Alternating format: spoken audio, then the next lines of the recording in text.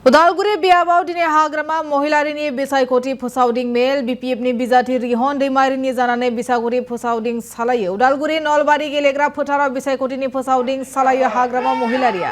बे फोसावदिं मेलावनो हरिसिंगा बियाबनि बारग' एमसिएलए सन्जय सरगयारिया बिपिएफआव हेफाजाब होयो। हाग्रामा महिलारिनि नुजाथिनायाव हेफाजाब होयो सन्जय सरगयारिया।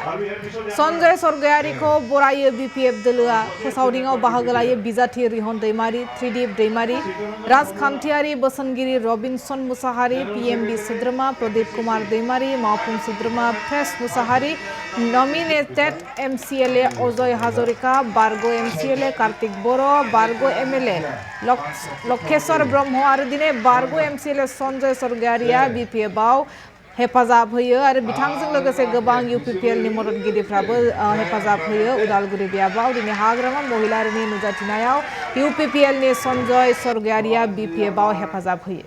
उदालगुरि जिल्ला जितु निर्वाचन प्रचार सभा या बिथां सन्जय सरगयारि सायख'ना जिखिया मानसिया थिग खालामना जायो दे आरो राकेश बिसोरबो जायाफ्रामोन दे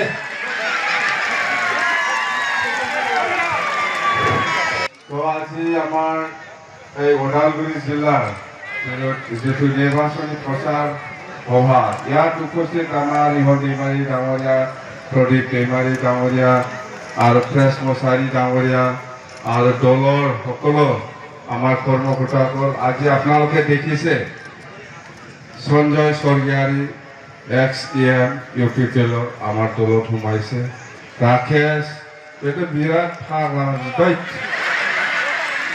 राकेश जोंनि एखेलगे आन्दलन खालामग्रा मानसि बहा थाङामोन एखेलगे खामानि मावग्रा जोङो जाबाय ज' मावलिতে আমি একেলগে কাম কৰিম। আমি সকলোকে কৈছোঁ আমি আমাৰ উদ্দেশ্য হ'ল অঞ্চলটোৰ উন্নয়ন হ'ব লাগে, অঞ্চলটোৰ শান্তি থাকিব লাগে। পাঁচটি আমি বিটিচিৰ সকলো মানুহকে সকলো জাতি জনগোষ্ঠীকে একেলগে লৈ পেলাই কাম কৰি उदालगुरि माजबाद आरो भेरगाव बे मोनथामाव आंना इलेक्शन केम्पेइननि मिटिं दङ। मोनथामबो समस्या देरहासार जागोन, बेल' नङा टंला समस्यायाव देरहागोन। बेवहाय खुनु बेलेग दला जेबो खामानि गैया। जोंनि बिपिएफ हान्जाजों जुजिनो हानाय खुनु पार्टी गैया बिटिसि ओनसोलाव। जोङो बिजेपिबो दङ, बिपिएफबो दं, एजिपिबो दं। एखेलगे जों इलेक्शन गेलेदों। दा 15टा सिटनि गेजेराव 15टाबो जों देरहासार जागोन। बिजेपिनिफ्राय 4 दङ, बिपिएफनिफ्राय 11टा दं।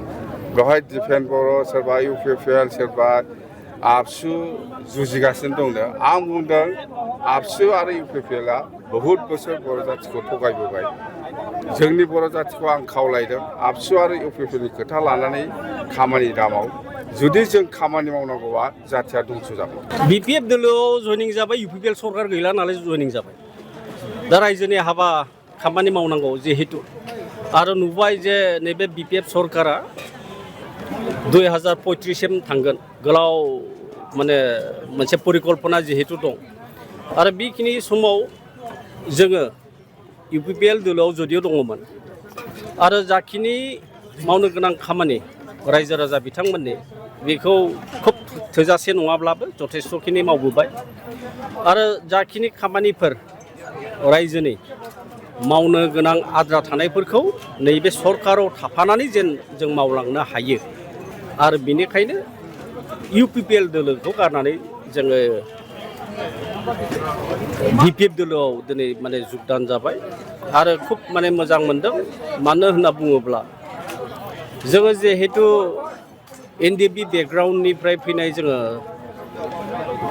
साफा जोङो दैदेनगिरि आरो बिनिखायनो जि एनडिएफबिनि माखासे इस्युसफोर थाबाय, जोंनि केसफोर दाबो माने पेन्डिं दङ आरो बेजों लोगोसे दाबो बहुद केडार्सफोरनि एनडिएफबि सोद्रोमा बिथांमोननि केसफोरा दाबो वारेन्टआव माने फैयो। दा बेफोरबो बहुद खामानि मावनो गोनां थाबाय आरो गोनांथारसिन खामानि मावनो गोनांब्ला जे जोंनि एनडिएफबिनि जे गायसन आफादगिरि रन्जन दैमारि सार बिथाङा दासिमहालागैबो जेलावनो दङ। दा बिनिखायनो नैबे दानि सरकारनि मुरब्बी मानगोनां हाग्रामा महिलारि बिथाङा मोनसे खोथा होदों जे नैबे सरकाराव थानाय समाव जे जेलाव थानाय माखासे एनडिएफबि दैदेनगिरि इनक्लुडिं रन्जन दैमारि बिथांखौ दरननायनि जि बाथ्रा आरो बेजों लोगोसे जाखिनि केसफोर बेफोरखौ उइथड्र खालामनायनि जि बाथ्रा आरो बेखौनो नोजोर होनानै बिथाङा खामानि मावलांगोननि जि मोनसे आसा होदों आरो बेखौनो जोंबो फोथायदों। आरो जों जिहेतु एनडिएफबि बेकग्राउन्डनिफ्राय फैनाय